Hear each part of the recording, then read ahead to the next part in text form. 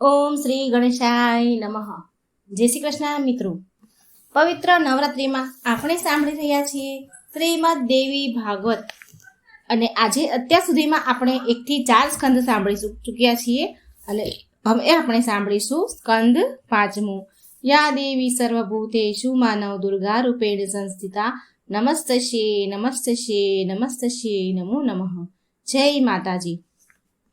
સ્કંદ 5મો મિત્રો ધ્યાનથી સાંભળજો, અને આ વિડીયો જે દેવી ભાગવતના મેં મૂક્યા છે એ બીજાને પણ શેર કરજો, જેથી બીજાને પણ આ પુરાણ, આ દેવી ભાગવત સાંભળવા મળે, આપણને પણ એનું પુણ્ય મળે. તો મિત્રો આ કામ જરૂર કરજો, અને આ ચેનલને સબસ્ક્રાઈબ જરૂર કરી દેજો. સ્કંદ 5મો. રંભ, કરંભ તથા ઇન્દ્ર તથા દેવોનું મહિષાસુર વગેરે સાથે યુદ્ધ. રાજા જન્મે જમે કહ્યું, પ્રભુ તમે ભગવતી યોગેશ્વરીના પ્રભાવનું વર્ણન કર્યું, હવે આપ મને એમના ચારિત્રનું વર્ણન કરી મને કહેવાની કૃપા કરો, કારણ કે એ સાંભળવા માટે મારું મન અત્યંત રોમાંચિત છે. રાજા જન્મેજીની ઈચ્છા જાણીને વ્યાસજી કહેવા લાગ્યા, હે રાજન, હવે તમને હું ભગવતી દેવીનું ચરિત્ર વિસ્તારપૂર્વક કહું છું, તે સાંભળો. પૂર્વ એક અત્યંત દુષ્ટ એવો ધરતી ઉપર મહિષાસુર નામનો રાજા હતો. એના રાજ્યકાળમાં દેવો અને દાનવો વચ્ચે ભયાનક યુદ્ધ હતું. રાજેન્દ્ર, આ મહિષાસુરે અત્યંત કઠોર એવું તપ કર્યું. સુમેરુ પર્વત ઉપર તપસ્યા કરતા મહિષાસુરને જોઈને દેવતાઓ આશ્ચર્ય પામ્યા. તેણે 10,000 વર્ષો સુધી તપ કર્યું, અને જ્યારે બ્રહ્માજી પ્રસન્ન થયા ત્યારે વરદાનમાં તેણે એવું માંગ્યું કે મારું મૃત્યુ થાય જ નહીં. ત્યારે બ્રહ્માજી કહેવા લાગ્યા, મહિષાસુર, જન્મ અને મરણ એ તો પ્રકૃતિનો ખેલ છે, તે મિથ્યા થઈ ન શકે, પરંતુ હું તને વરદાન આપું છું કે તારું મૃત્યુ જ્યારે પણ થશે ત્યારે તે સ્ત્રીના હાથે જ થશે, તને કોઈ પુરુષ મારી નહીં શકે. વરદાન મેળવીને એ દૈત્યરાજ પોતાના ઘેરે ગયો. બ્રહ્માજી પોતાના સ્થાને ચાલ્યા ગયા. હે પ્રભુ, આ મહિષાસુર કોના પુત્ર થયા? આ મહાબલીની ઉત્પત્તિ કેવી રીતે થઈ? એ તો મહાન આત્મા હતો, પછી તે મહિષ આવો ભયાનક દૈત્ય કેવી રીતે બન્યો? વ્યાસજી કહેવા લાગ્યા, હે જન્મેજય, રંભ અને કરંભ નામના 2 દાનવો દનુના પુત્ર થયા.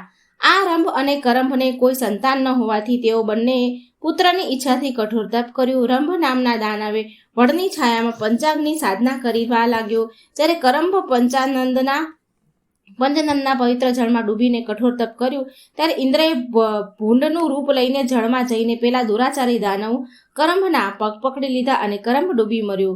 ત્યારે રંભને તેના મૃત્યુ પામવાથી ખૂબ જ દુઃખ થયું, અને ખૂબ ક્રોધિત થઈ પોતાના ડાબા હાથે ખડક પકડી પોતાના વાણ ખેંચીને મસ્તક કાપી અગ્નિને ભેટ ધરવા તૈયાર થયો. ત્યારે તેને અગ્નિદેવે પ્રગટ થઈને રોક્યો, અને રંભને કહેવા લાગ્યા, રંભ, વરદાન માંગી લે. અગ્નિદેવનું કહેવું સાંભળી રંભ કહે, મારે 3 લોકમાં વિજય થાય તેવો પુત્ર આપો. અગ્નિદેવે કહ્યું, હે રંભ, તારી ઈચ્છા કામના પૂર્ણ થશે. તથાસ્તુ, તું કોઈ સુંદર સ્ત્રી ઉપર મોહિત થઈશ, અને તેના ગર્ભથી તારે જોઈએ છે તેવો મહાપ્રતાપી પુત્ર તને મળશે. વ્યાસનારાયણ કહે છે, અગ્નિદેવે વરદાન આપ્યું. રંભે તેમને પ્રણામ કર્યા પછી પોતાને સ્થાને જવા રવાના થયા. દાનવો પશુ વૃત્તિવાળા જ હોય, તેથી રંભ પણ એ જ વૃત્તિવાળો હોય.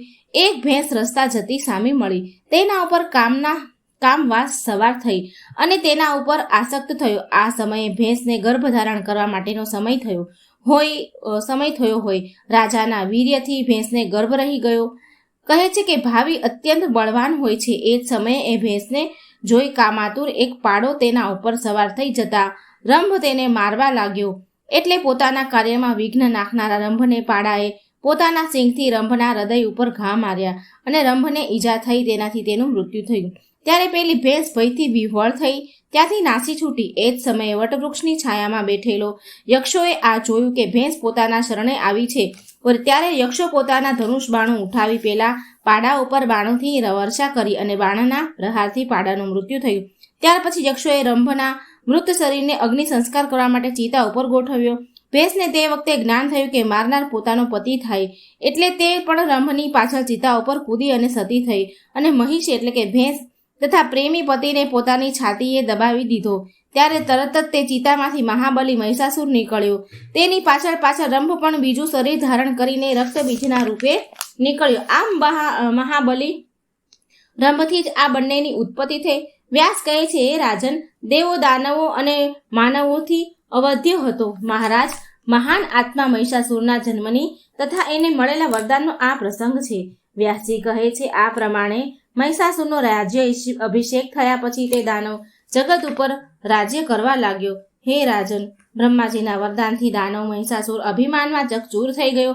તેણે પોતાના એક દૈત્યને દૂત બનાવી ઇન્દ્ર પાસે મોકલ્યો. દૂતે પોતાના દૈત્ય રાજને તે કહેવડાવ્યું હતું કે કહી સંભળાવ્યું કે ઇન્દ્ર, તમારી શક્તિઓને હું જાણું છું, તેમ છતાં તમને હું કહું છું કે તમે સ્વર્ગ છોડીને ગમે ત્યાં ચાલ્યા જાઓ અને તમારે અહીંયા જ રહેવું હોય તો મહાન મહિષાસુરની શરણાગતિ સ્વીકાર કરી લ્યો અને તેમના સેવક થઈને રહો. દૂત કહે છે, સચીપતિ, જો તમે મહારાજ મહિષાસુરના શરણાગત થઈ ગયા તો તે તમારી અવશ્ય રક્ષા કરશે, અને જો તમને આ વાત સ્વીકાર્ય નથી તો પછી યુદ્ધ માટે તૈયાર થઈ જાઓ. મહિષાસુરની આજ્ઞા અનુસાર દૂતે ઇન્દ્રને દૈત્યરાજ મહિષાસુરનો સંદેશ કહી સંભળાવ્યો. ઇન્દ્ર આદિ દેવો તથા બિડાલ મહિષાસુર તામ્ર દૈત્યો સાથેનું યુદ્ધ. વ્યાસજી કહેવા લાગ્યા, મહિષાસુરના દૂતના ગયા પછી ઇન્દ્રએ યમરાજ, પવનદેવ, કુબેર, વરુણ વગેરે દેવતાઓને બોલાવી કહ્યું, મહિષાસુર નામના પ્રસિદ્ધ એવા દાનવરાજે તેના દૂત મારફતે તેને સંદેશ કહેવડાવ્યો કે તમે તમારું સ્વર્ગ છોડી ચાલ્યા જાઓ અને જો તમારે રહેવું હોય તો મારું અધિપત્ય સ્વીકારી મારા સેવક થઈને રહો. દેવતાઓ, આ મહિષાસુર મહાબળવાન છે. વરદાન પામીને તે અભિમાની થઈ ગયો છે. આ એ મહિષાસુર છે કે જેનો પિતા રંભ નામનો દૈત્ય હતો. બધા દેવોને દૂતે જે કહ્યું તે સંભળાવી ઇન્દ્રએ પોતાના ગુપ્તચરોને દુશ્મન સેનામાં કેવા અને કેટલા બળવાન યોદ્ધાઓ છે તેમજ કેટલું સત્ય છે વગેરે બધા ભેદ જાણી તરત જ પાછા આવો એવી આજ્ઞા કરી. ત્યારે ગુપ્તચરોએ ત્યાં જઈને મહિષાસુરના સૈન્ય વિશેના બધો ભેદ જાણી ઇન્દ્રને કહી સંભળાવ્યો. દાનવ સૈન્યનો ભેદ જાણ્યા પછી ઇન્દ્રને ઘણું આશ્ચર્ય થયું. ત્યારે મંત્ર, વેદ તથા બૃહસ્પતિને બોલાવીને વિચાર વિમર્શ કરી સૌ દેવતાઓ ભેગા થઈને એવું નક્કી કર્યું કે યુદ્ધ જ અનિવાર્ય છે અને આપણે તે દાનવને હરાવી તેનો નાશ કરીશું. વ્યાસજી કહેવા લાગ્યા, હે રાજન, આમ નક્કી કરી સર્વ દેવો યુદ્ધ કરવા તત્પર થયા. બ્રહ્મા, વિષ્ણુ, શંકર આદિ દેવતાઓ પોતપોતાના વાહનો ઉપર બેસી દેવસેના સાથે નીકળી ગયા. ત્યારે ઇન્દ્ર પોતાના ઐરાવત ઉપર સવાર થઈ ચાલ્યા. દેવસેનને આગળ ચલાવી ત્યારે વચ્ચે જ મહિષાસુરના દૈત્ય સેનાનો ભેટો થઈ ગયો. પછી તો ત્યાં જ ધમાસણ યુદ્ધ થવા લાગ્યું. ધરતી કાપવા લાગી. મારો મારો, ઊભા રહો દેકારા પડકારા થવા લાગ્યા. એટલામાં સૈન્યના સેનાપતિ તિક્ષુરનો દેવોના હાથે વધ થઈ ગયું. આથી દૈત્ય સેનામાં ભંગણ પડ્યું. દૈત્યો ભાગવા લાગ્યા. ત્યારે મહિષાસુર અત્યંત ક્રોધે ભરાયો અને તેણે મહાબલી બિડાલ નામના દૈત્યને યુદ્ધ કરવા મોકલ્યો. મહાબાહુ, તું જા અને ઇન્દ્રને પરાસ્ત કરી દેવસેનાને છિન્ન ભિન્ન કરી નાખ. વ્યાસજી કહેવા લાગ્યા, એ બિડાલ દૈત્યમાં અસીમ બળ હતું. મહિષાસુરની આજ્ઞા થવાથી હાથી ઉપર સવાર થઈ બિડાલ દેવો સાથે યુદ્ધ કરવા લાગ્યો. દેવો અને બિડાલ વચ્ચે ભયાનક યુદ્ધ થવા લાગ્યું. ત્યારે ઇન્દ્રને આખા શરીરે ક્રોધ વ્યાપી જવાથી તેની ઇન્દ્રિયો શિથિલ થવા લાગી. એટલે તેને પોતાના પુત્ર જયંતને સાથે રાખ્યો. ઇન્દ્ર અને જયંત બિડાલ સાથે યુદ્ધે ચડ્યા. એ જ સમયે જયંતે 5 ભયાનક પણ બિડાલને માર્યો. બાણ વાગતાની સાથે બિડાલ રથમાંથી પડ્યા લાગ્યો. આ જોઈ તેના રથના સાથીને તેને પકડી રથમાં બેસાડી યુદ્ધ મેદાનમાંથી બહાર નીકળી ગયા. આ જાણીને દેવતાઓ આનંદથી ઝૂમી ઉઠ્યા અને વિજય ઘોષણા કરવા લાગ્યા. ત્યારે મહિષાસુરને ભયંકર ક્રોધ ચડ્યો અને તેને પોતાના શૂરવીર પરાક્રમી એવા મહાબળવાન તામ્ર નામના દૈત્યને યુદ્ધ કરવા મોકલ્યો. યુદ્ધ ભૂમિમાં આવતા તામ્ર દેવતા ઉપર તૂટી પડ્યો અને ભયંકર બાણ વર્ષા કરવા લાગ્યો. દેવો પણ ઘણા ક્રોધમાં હતા જ એટલે દાનવો ઉપર શસ્ત્ર પ્રહારો કરવા છતાં બોલવા લાગ્યા, ઊભા રહો કરી ગર્જના કરવા લાગ્યા. અને દેવના શસ્ત્ર પ્રહારથી તામ્ર પણ મૂર્છિત થઈ ધરતી ઉપર ઢળી પડ્યા. ત્યારે દૈત્યોમાં ભાગમ ભાગ થવા લાગી. દૈત્યો હાહાકાર કરવા લાગ્યા અને ભયના માર્યા ધ્રુજવા લાગ્યા. ત્યારે આ સમાચાર મહિષાસુરને મળતા તેને પોતાની ભયંકર ગદા ઉપાડી અને ઇન્દ્ર સામે યુદ્ધ કરવા લાગ્યો. ત્યારે સંબાસુર નામનો એક દૈત્ય પોતાની અતિ ભયાનક અને જગતને ખતમ કરી નાખે, જેનાથી મુનિઓ પણ મોહ પામી જાય એવી માયા શક્તિનો પ્રયોગ કરી હજારો મહિષાસુર પ્રગટ કરી નાખ્યા. આ તમામ મહિષાસુરો દેવ સેના ઉપર તૂટી પડ્યા. ત્યારે ઇન્દ્ર સહિત સર્વ દેવો ભયભીત થઈ ગયા અને યુદ્ધ ભૂમિમાં પીછેહટ કરી ભાગી નીકળ્યા. ત્યારે મહિષાસુર અટ્ટહાસ્ય કરવા લાગ્યા. દાનવો તાનમાં આવી ગયા અને દેવતાઓના શસ્ત્રો, સાધનો, વાહનોને લૂંટી લીધા. મહિષાસુરે ઇન્દ્રનો ઐરાવત હાથી ઉચ્ચશ્રવા નામના અત્યંત કાબેલ ચમત્કારી અશ્વને પણ લઈ લીધો. આમ સ્વર્ગ ઉપર ઇન્દ્રના સિંહાસનને બેસી મહિષાસુર આરૂઢ થયો અને સ્વર્ગનો રાજા બનાવી બેઠો. દેવતાઓ ભયના માર્યા દુઃખી થતા બ્રહ્માજી પાસે આવી પહોંચ્યા અને તે સમયે બ્રહ્માજી કહેવા લાગ્યા, દેવતાઓ, મારાથી શું થઈ શકે? કારણ મહિષાસુર વરદાન પ્રાપ્ત કરી અભિમાનમાં ચકચૂર થઈ ગયો છે, પરંતુ એક રસ્તો છે, તે કોઈ સ્ત્રીના હાથે જ મૃત્યુ પામશે. બાકી જગતમાં કોઈ પ્રાણી તેને મારી શકે નહીં. એટલે હું આ ભગવાન શંકર પાસે સાથે આપણે સૌ વિષ્ણુ લોકમાં જઈ ભગવાન શ્રી હરિને મળી દેવોને હિતકાર જે કાંઈ ઉપાય થશે તે વિશે આપણે વિચારીશું. સર્વ દેવોના તેજથી ભગવતીનું પ્રાગટ્ય. વ્યાસ ભગવાન કહે છે, બ્રહ્માજીના કહેવા પ્રમાણે સર્વ દેવો વૈકુંઠ પહોંચ્યા. વૈકુંઠ શ્રી હરિ વિષ્ણુ ભગવાનનું પરમ પ્રિય ધામ છે. ત્યાં તમામ શોભાઓથી સજ્જ એવું તેવું ભવન છે.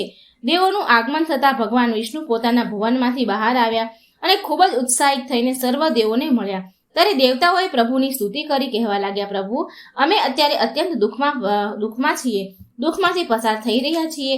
એ આપનાથી કાંઈ અજાણ નથી. મહારાજા, દુર્બુદ્ધિ એવો દુષ્ટ મહિષાસુરથી અમે અત્યંત દુઃખી થયા છીએ. તેના ઉપર અમે કોઈની લગામ નથી. તેથી હે નારાયણ, અમને તેનાથી ઉગારો. એની કોઈનાથી લગામ નથી. વ્યાસજી કહે છે, ભગવાન વિષ્ણુ કહેવા લાગ્યા, દેવતાઓ, પૂર્વકાળે મેં પણ તે દુષ્ટ મહિષાસુર સાથે યુદ્ધ કર્યું હતું, પરંતુ તેનો નાશ થયો નહીં. બ્રહ્માના વરદાન પ્રમાણે તે કોઈ સ્ત્રી હાથે જ મૃત્યુ પામે. એટલે તમે સૌ તમારા તેજથી કોઈ સ્ત્રી ઉત્પન્ન થાય તો તે સુંદર સ્ત્રી દેવી તેનો વધ કરી નાખે. વ્યાસજી કહે છે, દેવાધિદેવ ભગવાન શ્રી હરિ વિષ્ણુના વચન સાંભળી સર્વ દેવતાઓએ પોતાના શરીરમાંથી તેજ પ્રગટ કર્યું. સર્વપ્રથમ બ્રહ્માજીના શરીરમાંથી એક અત્યંત તેજ પુંજ પ્રગટ્યા. ભગવાન વિષ્ણુના શરીરમાંથી અત્યંત તેજસ્વી એવી તેજ રાશિ પ્રગટ થઈ. આમ સર્વ દેવોના શરીરમાંથી અત્યંત તેજસ્વી એવી તેજ રાશિ પ્રગટ થઈ અને એક સર્વાંગ સુંદર સ્ત્રી તે તેજ પુંજવાના ઢગલામાંથી ઉત્પન્ન થઈ. આથી આશ્ચર્યથી દેવો તેમને જોઈ રહ્યા. આ સ્ત્રી તેજ ભગવતી મહાલક્ષ્મી બની સામે ઊભા રહ્યા. તેમનામાં બ્રહ્મા, વિષ્ણુ અને શંકરના અનુક્રમે સત્ય, રજ અને તમસ આ ત્રણેય પ્રકારના ગુણો તેમનામાં હતા. દેવી ભગવતી લક્ષ્મી 18 ભુજાઓની શોભાયમાન હતી. 18 ભુજાઓથી શોભાયમાન હતા. વ્યાસજી કહે છે, રાજન, દેવીના પ્રગટ થવાથી વિષ્ણુ ભગવાન દેવતાઓને કહેવા લાગ્યા, દેવતાઓ, તમે બધા તમારા આભૂષણો તથા તમારા શસ્ત્રો આ દેવીને અર્પણ કરો. વ્યાસજી કહે છે, વિષ્ણુ ભગવાનના વચનો સાંભળીને તમામ દેવો પ્રસન્ન થઈ ગયા અને ખુશી ખુશી પોતપોતાના શસ્ત્રો આભૂષણો દેવીને અર્પણ કરવા લાગ્યા. અને ત્યારે ભગવતી મહાલક્ષ્મી દેવીએ તે બધા આભૂષણો અને શસ્ત્રોને અંગીકાર કરી સિંહ સવારી કરી. ત્યારે તેમનું અત્યંત વૈભવશાળી શક્તિશાળી દિવ્ય સ્વરૂપ જોઈ દેવતાઓ તેમને પ્રણામ કરી દેવીની સ્તુતિ કરવા લાગ્યા. હે શિવા, શાંતિ, પુષ્ટિ એટલે રૂક્ષ્મણી નામથી પ્રસિદ્ધ દિવ્ય સ્વરૂપો ધારણ કરવા વાળા દેવી જગદંબાને નિરંતર પ્રણામ. જે કાલરાત્રિ, ઇન્દ્રાણી, સિદ્ધિ, બુદ્ધિ તથા વૈષ્ણવી નામથી પ્રખ્યાત છે એવા ભગવતી અંબાને અમારા નિરંતર પ્રણામ. વ્યાસજી કહે છે, દેવીની સ્તુતિ કરતા દેવોથી મહાદેવી પ્રસન્ન થઈ ગયા. કહેવા લાગ્યા, હે દેવતાઓ, હવે આ મૂર્ખ મહિષાસુરનો સંગ્રામ કરવું જ પડશે. વધ કરી જ નાખીશ. એટલે હવે આપ નિર્ભય અને નિડર થઈને રહો. વ્યાસજી કહે છે, દેવતાઓને આમ આશ્વાસન આપી દેવી એકદમ ખડખડાટ હસી પડ્યા અને ભયંકર ગર્જના કરી. દેવીને ભયાનક ગર્જના સાંભળતા દૈત્યો ડરના માર્યા ધ્રુજવા લાગ્યા. ધરા કહેતા ધરતી પણ ધ્રુજી ઉઠી, પર્વતો ડગમગી ગયા. શાંત સમુદ્રમાં ભયાનક મોજા ઉછળવા લાગ્યા. ત્યારે સુમેરુ પર્વત પોતાના સ્થાનેથી ડગી ખસ્યો. દિશાઓમાં પડઘા લાગ્યા. અભિમાની મહિષાસુરે પણ દેવી ગર્જના સાંભળી અને તેનો ક્રોધ સીમા વટાવી ગયો. તેને શંકા થવા લાગી. એટલે દૈત્યોને પૂછવા લાગ્યો કે આ શું થઈ રહ્યું છે. તેને દૂતોએ આજ્ઞા આપી કે આ ઘોર શબ્દ ક્યાંથી અને કોણે કર્યો તે જાણી લાવો. દૂતો ભગવતી અંબા સામે ગયા. તેમને ખ્યાલ આવી ગયો અને તરત જ પાછા વળી મહિષાસુર પાસે આવી કહેવા લાગે, દૈત્યરાજ, અમે ત્યાં ગયા ત્યારે એક સુંદર સ્ત્રી અમને દેખાઈ. તે સર્વાંગ સુંદર સ્ત્રીએ તમામ આભૂષણો પહેરેલા છે, હાથોમાં શસ્ત્રો ધારણ કરેલ છે, પરંતુ તે અદ્ભુત સુંદર નારી દેખાવે ભયંકર ભાસે છે. ત્યારે દૂતોની વાત સાંભળી મહિષાસુર પોતાના મંત્રીઓને કહેવા લાગ્યો કે હે વીર, તમે તે તીરછી ભ્રમરો વાળી સ્ત્રીને મારી પાસે લઈ આવો. હું તેને મારી પટરાણી બનાવીશ. વ્યાસ ભગવાન કહે છે, મહિષાસુરના આવા વચનો સાંભળી મંત્રી ભગવતી દેવી અંબિકા પાસે ગયો અને કહેવા લાગ્યો, હે મહાભાગ, મારા સ્વામીએ સમગ્ર જગત ઉપર વિજય મેળવ્યો છે. તેમને દેવો પણ મારી શકતા નથી. તેમનું નામ મહિષાસુર છે. તમે મનને મોહ પમાડ્યો તેવા રૂપે આવ્યા છો. એટલે તેઓ તમને મળવા માટે તત્પર થયા છે. માટે કરીને તમે મારી સાથે ચાલો અને મારા સ્વામીને મળો. હું આપને લેવા આવ્યો છું. વ્યાસજી કહે છે, મહારાજ, ભગવતી અંબા શ્રેષ્ઠ સ્ત્રી રૂપે બિરાજમાન હતા. તેઓએ મંત્રીને કહ્યું, મંત્રીવર, બધા દૈત્યોનો નાશ કરવા માટે જ હું પ્રગટ થઈ છું. મહિષાસુરનો વધ કરવા માટે દેવોએ મારી પ્રાર્થના કરી છે. એ દાનવરાજ કારણે દેવતાઓના અત્યંત કષ્ટ ભોગવી રહ્યા છે. એટલે તમે મહિષાસુરને જઈને કહો કે હે મૂર્ખ, મારા બાણો તારા શરીરને વીંધી નાખે તે પહેલા તું પાતાળ લોકમાં ચાલ્યો જા. તો એ જ તારા હિતમાં છે. અસુર, અને જો તારે યુદ્ધ જ કરવું હોય ને તો આવી જા તારા દૈત્યો લઈને મારી સામે, એટલે હું તને જરૂર યમ સદન પહોંચાડીશ. માટે તૈયાર થઈ જા. તને યમ સદન પહોંચાડવાને માટે હું તૈયાર છું. વ્યાસ ભગવાન કહે છે, પેલો મંત્રી હળબડ્યો, માતાના બોલતી ધ્રુજવા લાગ્યો અને ભાગ્યો. સીધો મહિષાસુર પાસે જઈ પ્રણામ કરી કહેવા લાગ્યો, રાજન, સિંહ ઉપર વિરાજમાન તે સ્ત્રી અત્યંત સુંદર છે. તેણે તમને કહેવડાવ્યું છે કે દેવતાઓ સાથે વેર કરનારો મહિષાસુર મારા સાથે જ યમ સદન પહોંચી જશે. જો તેણે જીવવું હોય તો તે અત્યારે જ પાતાળ લોકમાં ચાલ્યો જાય. મૂર્ખ, સંભવ છે કે દુરાચારી મહિષાસુરનો વિચાર આથી વિપરીત હોય અને તે યુદ્ધ કરવા માંગતો હોય તો મારી સાથે યુદ્ધ કરી શકે છે. રાજન, તે સુંદરી અસીમ બળના અભિમાનથી છકેલી છે. વ્યાસજી કહે છે, મંત્રી પાસેથી વાત જાણી મહિષાસુર અભિમાનથી ભરેલો પોતાના વૃદ્ધ મંત્રીઓને બોલાવી મંત્રણા કરવા લાગ્યો. ત્યાર પછી પોતાના એક બળવાન યોદ્ધા તામ્રને બોલાવ્યો અને આજ્ઞા કરી, તામ્ર, તમે એ અભિમાની સ્ત્રીને યુદ્ધમાં જીતીને અહીંયા લઈ આવો. વ્યાસજી કહે છે, તામ્ર મહિષાસુરની આજ્ઞાથી પોતાના દૈત્ય સેના લઈને તે દેવી પાસે આવ્યો. તેણે ભગવતી અંબાને જોયા, સિંહ ઉપર સવાર કરી બેઠા હતા. તે જોઈને તામ્ર દેવી ભગવતીને કહેવા લાગ્યા, દેવી, અમારા દૈત્યરાજ મહિષાસુર આપણી સુંદરતા અને ગુણ ઉપર મુગ્ધ થઈ ચૂક્યા છે અને આપની સાથે લગ્ન કરવા ઈચ્છે છે. તમે તેમનો મનોરથ પરિપૂર્ણ કરો. તમને તેની સાથે વિવાહ કરવાથી તમને અસીમ સુખ મળશે. તેની સાથે તમે વિવાહ કરો. વાસ્કલ દુર્મુખનો ભગવતીએ વધ કર્યો. વ્યાસજી કહે છે કે તામ્રની વાત સાંભળીને દેવીએ એક મહાભયાનક ગર્જના કરી અને ગર્જના સાંભળીને તામ્ર ધ્રુજ્યો અને પછી ભાગ્યો સીધો મહિષાસુર પાસે પહોંચ્યો. તામ્રને આવેલો જોઈને મહિષાસુરની બુદ્ધિ અંજાઈ ગઈ. એટલે તે પોતાના મંત્રીઓ સાથે વિચાર વિમર્શ કરવા લાગ્યો. ત્યારે તેના બંને મંત્રી વાસ્કલ અને દુર્મુખે મહિષાસુરને વચન આપ્યું કે અમે એ સુંદર દેવીને હરાવીને તમારી પાસે લઈ આવીશું. આથી બંને દૈત્યો દેવી ભગવતી પાસે આવી કહેવા લાગ્યા, દેવી, દૈત્યરાજ મહિષાસુરે ઇન્દ્ર સહિત દેવતાઓને યુદ્ધમાં જીતી લીધા છે. આવા મહાબળવાન તમે પતિ તરીકે એમને સ્વીકાર કરો. દૈત્યોની વાત સાંભળી દેવી બોલ્યા, હે મહામૂર્ખો, તારા દૈત્યરાજને કહેજે પહેલા મારી સાથે યુદ્ધ કરે અને મને હરાવે. જો તેમ નહીં થાય તો પૃથ્વીના ગમે તે ભાગમાં, પહાડો ઉપર કે પહાડોની ગુફામાં પણ તને સ્થાન નહીં મળે. વ્યાસજી કહે છે, ભગવતી દેવી અંબિકાના આવા વચનો સાંભળી વાસ્કલ અને દુર્મુખ બંને ક્રોધથી રાતાપીળા થઈ ગયા અને તેમની પૂરી શક્તિથી દેવી ઉપર બાણ વર્ષા કરવા લાગ્યા. ભયાનક યુદ્ધ દેવી અને દૈત્યો વચ્ચે થવા લાગ્યું. દેવીએ ધનુષના ટુકડા કરી નાખ્યા. ત્યારે વાસ્કલ પોતાની ગદા વડે દેવી ઉપર પ્રહાર કરવા દોડ્યો. એટલે મહાદેવી ક્રોધ કરી વાસ્કલની છાતીમાં ત્રિશૂળનો પ્રહાર કર્યો. ભયાનક પ્રહારથી વાસ્કલ ધરતી ઉપર પડ્યો અને મૃત્યુ પામ્યો. વાસ્કલનો આમ વધ થયો જાણે દુર્મુખ ખૂબ જ દુઃખી થયો અને દેવી સામે યુદ્ધ કરવા લાગ્યો. ત્યારે એ બંને વચ્ચે ભયાનક યુદ્ધ થયું. એ વખતે દેવી જગદંબાએ પોતાની તલવાર વડે દુર્મુખનું મસ્તક તેના મુકુટ સાથે ધડથી જુદું કરી નાખ્યું. આ ખબર યુદ્ધભૂમિમાં ભાગી આવેલા દૈત્યોને મહિષાસુરને આપ્યા અને ક્રોધના આવેશમાં મહિષાસુર ધ્રુજવા લાગ્યો અને પોતાના 4 મહાબળવાન યોદ્ધાઓ ચિક્ષુરાખ્ય, તામ્રાક્ષ, અભિલોમા અને વિડાલક્ષને દેવી સામે યુદ્ધ કરવા મોકલ્યા. તેઓ વચ્ચે ભયંકર યુદ્ધ થયું અને ત્યારે દેવી જગદંબાએ એક પછી એક 4 દૈત્યોના વધ કરી નાખ્યા. તે સમયે દેવીના સિંહે પણ કેટલાય દૈત્યોને ફાડી નાખ્યા, કેટલાક મારી નાખ્યા. દૈત્ય સેનામાં ભંગણ પડ્યું. ભયના માર્યા બાકી બચેલા દૈત્યોએ આવીને મહિષાસુરને કહેવા લાગ્યા, મહારાજ, ચિક્ષુરાખ્ય, તામ્રાક્ષ, અસીલોમા અને વિડાલક્ષનો પેલી સુંદર સ્ત્રીએ વધ કરી નાખ્યો છે. અમારું રક્ષણ કરો, રક્ષણ કરો. દૈત્યોની પાસેથી મહિષાસુરે 4 યોદ્ધાઓના દેવી દ્વારા વધ થયો. જાણે પોતે ભયાનક ગર્જના કરી દેવી સાથે યુદ્ધ કરવા આવ્યો અને તેઓ વચ્ચે ઘોર યુદ્ધ થયું. ત્યારે દેવીએ તે મૂર્ખ અભિમાની દૈત્ય મહિષાસુરને કહેવા લાગ્યા, મૂર્ખ, હવે તું જો હમણાં જ હું તારો વધ કરી નાખું છું. આમ કહી દેવીએ વ્યાસજી કહે છે કે પોતાનું ત્રિશૂળ ઉપાડ્યું અને દૈત્ય ઉપર ત્રિશૂળનો છાતીમાં વાર કર્યો. પણ થોડી ક્ષણો મહિષાસુરને મૂર્છા આવી ગઈ, પરંતુ તે પાછો બેઠો થયો. યુદ્ધ કરવા લાગ્યો ત્યારે દેવીએ ક્રોધ કરીને 1000 દાંતાવાળું અમેશ ચક્ર મહિષાસુર ઉપર ફેંક્યું અને તેનું મસ્તક ધડથી જુદું કરી નાખ્યું. મહિષાસુરનું મૃત્યુ થવાથી બાકી બચેલા રાક્ષસો પાતાળમાં ચાલ્યા ગયા. વ્યાસજી કહે છે, દેવી દ્વારા આ બધા દૈત્યોનો નાશ થવાથી બાકી વધેલા રાક્ષસો પાતાળમાં ચાલ્યા ગયા.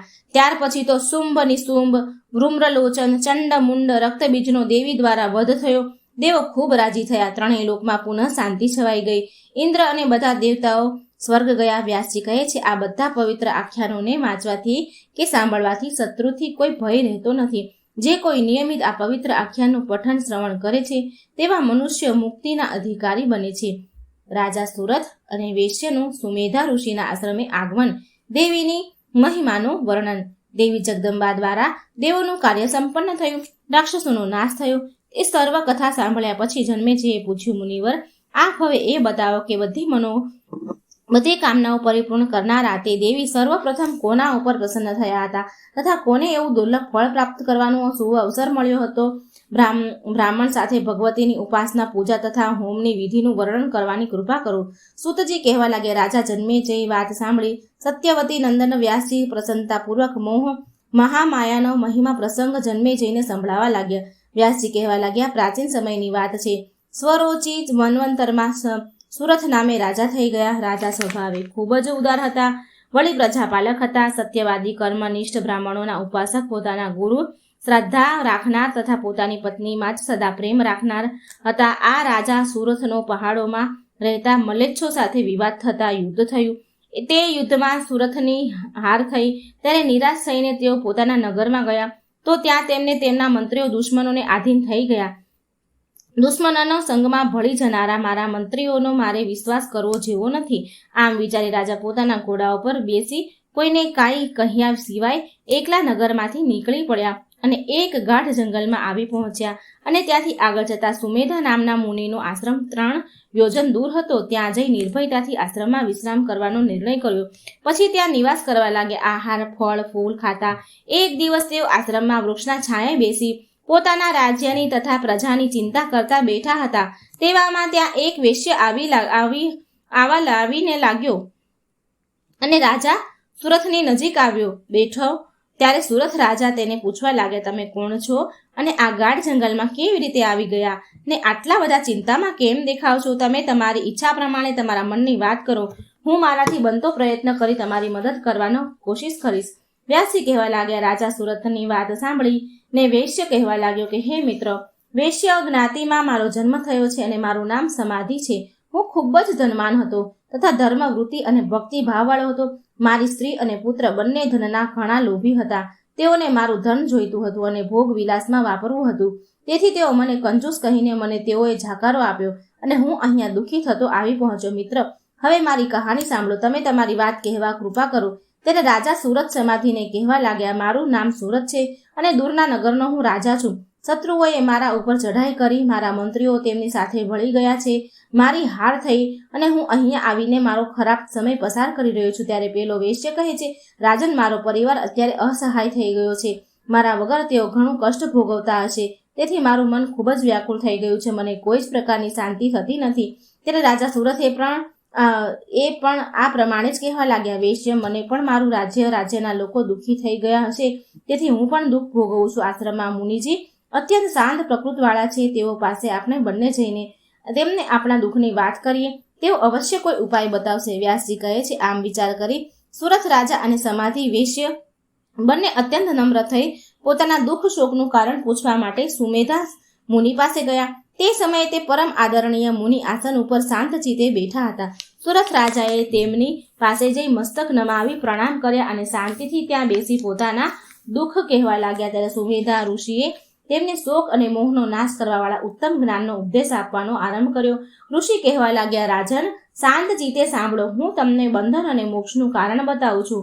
જે સંસારના સર્વ પ્રાણી માત્રને મોહ પમાડનાર મહામાયા છે, તેઓ અનાદિ છે. તેઓ બધાના સર્વોપરી હોય નિત્ય સ્વરૂપિણી આ સૃષ્ટિનું પાલન સહાર આ બધા કાર્યોની કરતા હતા મહામાયા ભગવતી દેવી જગદંબિકા જ છે. તેમની જ કૃપા દ્વારા જ બ્રહ્મા, વિષ્ણુ અને મહેશ બધી શક્તિઓ પ્રાપ્ત થઈ છે. એમને તેઓ સાવિત્રી, લક્ષ્મી અને ગૌરીના નામથી ઓળખાય છે. એટલે બ્રહ્મા સાથે બીજા દેવતાઓ દેવેશ્વર કહેવાતા હોવા છતાં મહાદેવી ભગવતીનું પૂજન, પ્રાર્થના, સ્તુતિ કરે છે. સૃષ્ટિ, સ્થિતિ અને સંહાર કરવાવાળા તે દેવી ભગવતી જ છે. સર્વ કોઈ તેમને આધીન છે. હે રાજન, તમને મેં દેવી ભગવતીનું આ ઉત્તમ એવું ચરિત્ર તમને સંભળાવ્યું છે. જગતમાં તેમના ચરિત્રનું વર્ણન કોઈ કરી શકે તેમ નથી. સુમેધા દ્વારા દેવી પૂજનનું વર્ણન. સુરથને રાજ્ય વૈશ્ય સમાધિને જ્ઞાન પ્રાપ્તિ. રાજા સુરથે કહ્યું, ભગવાન, હવે આપ મને ભગવતી જગદંબિકાની આરાધના અને પૂજા વિધિ કહેવાની કૃપા કરો. સુમેધાજી કહે છે, રાજન, સર્વપ્રથમ સ્નાન વિધિ કરીને પવિત્ર વસ્ત્ર ધારણ કરવા અને પૂર્ણ સાવધાની રાખી આચમન કરી પોતાનું શરીર શુદ્ધ કરી લેવું. ત્યાર પછી ઉત્તમ આસન સ્વચ્છ લીપી ગુંથી ધરતી ઉપર આસન બિછાવી તેના ઉપર બેસી ખૂબ જ પ્રસન્નતાપૂર્વક 3 વખત વિવિધ આચમન કરવું. તેને પોતાની શક્તિ પ્રમાણે પૂજન સામગ્રી લાવી પોતાની પાસે રાખી ત્યાર પછી ભૂત શુદ્ધિ કરવા પ્રાણાયામ કરવું. મંત્ર બોલીને તમામ પૂજા સામગ્રી ઉપર પાણી છાંટી પ્રાણ પ્રતિષ્ઠા કરી ત્યાર પછી પવિત્ર તાંબાના પાત્રમાં સફેદ ચંદન અથવા તો અષ્ટગંધથી ષટકોણ મંત્ર લખવો. મંત્રના 8 બીજ 8 ખૂણે લખવા.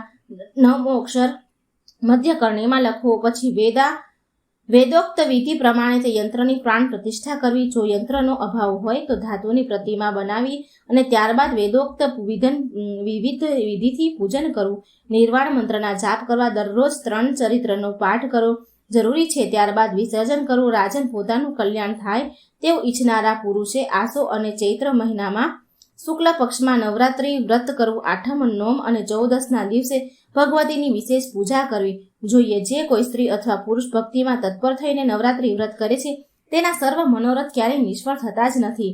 આસો માસના શુક્લ પક્ષમાં ઉત્તમ નવરાત્રિ વ્રત જે કોઈ ભક્તિભાવથી કરે છે તેને તમામ કામનાઓ સિદ્ધિ થઈ જાય છે. વેદોક્ત મંત્ર વિધિથી કળશનું સ્થાપન કરવું. આ કળશથી ફરતે સુંદર જ્વારા વાવી તેની ઉપર પુષ્પની માળાઓથી ચંદરવોને શોભિત કરવો. ત્યાર પછી ધૂપ દીપ કરી ભગવતીની સ્થાપના કરવી. તેમની સવાર, બપોર અને સાંજ આમ 3 વખત ભગવતીનું પૂજન કરવું.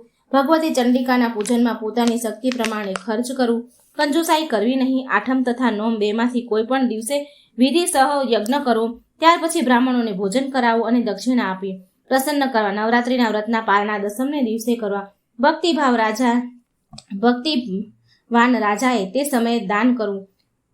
હે રાજન, તમે આ વિધિ પ્રમાણે ભગવતી ચંડિકાની પૂજા આરાધના કરો. આમ કરવાથી તમારા તમામ શત્રુઓ પરાસ્ત થઈ જશે અને તમને સર્વશ્રેષ્ઠ ઉત્તમ એવું રાજ્ય પાછું મળશે. હે વૈશ્ય, હવે તમે પણ મેં બતાવેલા આ જ ભગવતી મહામાયાની આરાધના કરો. વિધિપૂર્વક નવરાત્રિનું વ્રત કરો. ભગવતી એ જ જગતની અધિષ્ઠાત્રી છે. તમારા સર્વ મનોરથ પૂર્ણ કરશે. જો મહામાયા ભગવતી ચંડિકાની ઉપાસના નથી કરતા તેઓ નરકના અધિકારી બને છે. વ્યાસજી કહે છે, સમાધિ વૈશ્ય અને રાજા સુરત અત્યંત દુઃખી થયા. ત્યારે સુમેધા મુનિની વાત સાંભળીને પ્રણામ કરી કહેવા લાગ્યા, ભગવાન, આપના મુખથી નીકળેલી પવિત્ર વાણીએ અમને પવિત્ર કરી દીધા છે. અમે અનાથોના અંતઃકરણમાં ખૂબ જ દુઃખ ભરેલું હતું. એ દુઃખ આપના આશ્રમમાં આવવાથી દૂર થઈ ગયું. આપના પવિત્ર દર્શન માત્રથી અમને હૃદયમાં શાંતિ થઈ છે. આપના મુખેથી મહાદેવીનો નવકાર મંત્ર અમને મળવો જોઈએ. આથી કરીને અમે ઉપવાસ વ્રત કરીને પૂજન કરીશું તથા આપે આપેલા મંત્રનો જાપ કરીશું. વ્યાસજી કહે છે, આ પ્રમાણે સુરથ અને સમાધિએ પ્રાર્થના કરી. ત્યારે સુમેધાજીએ તેમને ધ્યાન બીજ અને નવાક્ષર મંત્રનો ઉપદેશ કર્યો.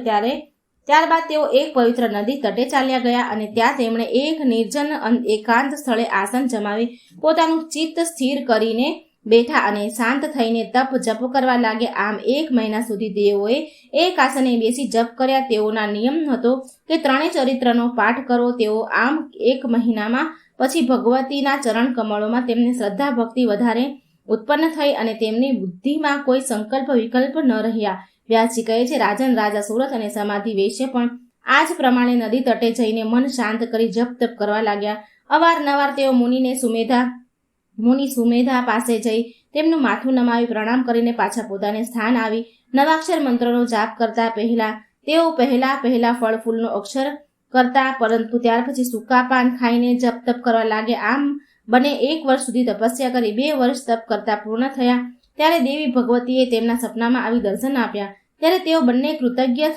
કૃતકૃત્ય થઈ ગયા અને દેવી પ્રત્યે તેમના મનમાં પ્રેમ વધારે ઉછળવા લાગ્યો. 3 વર્ષ તપ કરતા પૂર્ણ થયું. આવું કઠોર વ્રત તપ કરતા સમાધિ અને રાજા સુરથને મહાદેવીએ પ્રત્યક્ષ પ્રગટ થઈ દર્શન આપ્યા અને દેવી કહેવા લાગ્યા, રાજન, હું તમારા ઉપર તમારાથી તમારી ભક્તિથી પ્રસન્ન છું, માટે કરીને તમે ઈચ્છિત વરદાન માંગો. વ્યાસજી કહે છે, દેવીના દર્શન અને વાણીથી રાજા સુરથ આખું અંગ પ્રસન્નતાથી ભરાઈ ગયું. તેમણે કહ્યું, એ દેવી, આપ બળપૂર્વક મારા શત્રુઓનો વધ કરો અને મારું રાજ્ય પાછું અપાવો. દેવી કહેવા લાગ્યા, રાજન, હવે તમે તમારા સ્થાને ચાલ્યા જાઓ. તમારા શત્રુઓની શક્તિ સમાપ્ત થઈ ગઈ છે. હવે તેઓ યુદ્ધમાં તમારાથી પરાજિત થઈને નાસી જશે અને તમારા એ દગાબાજ મંત્રીઓ પણ તમારે શરણે થઈ જશે. રાજન, 10,000 વર્ષ સુધી અખિલ ભૂમંડળનું રાજ્ય આનંદપૂર્વક કરી અંતે તમારું આ શરીર સમાપ્તિ થઈ જશે અને તમે સૂર્યના પુત્ર થઈ મનુપદને પામશો. વ્યાસજી કહે છે, તે સમયે પુણ્યાત્મા વેશ્યે દેવીને કહ્યું કે, હે દેવી ભગવતી, મને હવે મારી સ્ત્રી કે પુત્ર તથા સંપત્તિને કોઈ ખેવના રહી નથી. માટે કરીને આપ મને વિરુદ્ધ જ્ઞાન પ્રદાન કરો, વિશુદ્ધ દાન પ્રદાન કરવાની કૃપા કરો. વેશ્યની મનોકામના જાણીને દેવી ભગવતીએ કહ્યું, ઉત્તમ વેશ્ય, તમે હવે અવશ્ય જ્ઞાનની પ્રાપ્તિ તમને થશે.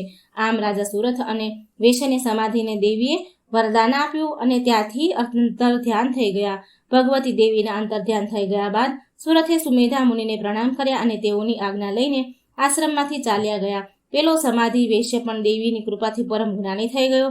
ત્યાર પછી ભગવતીના ચરિત્રનું ગાન કરતા કરતા ભ્રમણ કરવા લાગ્યો. વ્યાસજી કહેવા લાગ્યા, આ પ્રમાણે મેં દેવી ભગવતી જગદંબાના ચરિત્રનું વર્ણન કર્યું. સુરથ રાજા અને સમાધિ વેશ્યને દેવીની આરાધના કરવાથી ઉત્તમ એવા ફળની પ્રાપ્તિ થઈ. હે રાજન, જે કોઈ મનુષ્ય આ અદ્ભુત એવા ઉત્તમ દેવી ચરિત્રની કથા સાંભળે છે કે વાંચે છે, તેને જ્ઞાન અને મોક્ષની, યશની, સુખની પ્રાપ્તિ સુલભ થાય છે. શ્રીમદ દેવી ભાગવતનો આ 5મો સ્કંદ અહીં સમાપ્ત થાય છે. બોલો માં ભગવતીની જય, બોલો માં દુર્ગાની જય. મિત્રો, વિડીયો શેર કરવાનું ભૂલશો નહીં. આટલું સરસ પવિત્ર પુરાણ, દેવી ભગવત પુરાણ, જો બીજા આપણા થકી સાંભળે તો આપણે ભાગ્યશાળી કહેવાઈએ, આપણને પુણ્ય મળે. તો આ કામ કરવાનું ભૂલશો નહીં અને ચેનલને સાથે સબસ્ક્રાઈબ જરૂર કરી દેજો. જય શ્રી કૃષ્ણ. રાધે રાધે.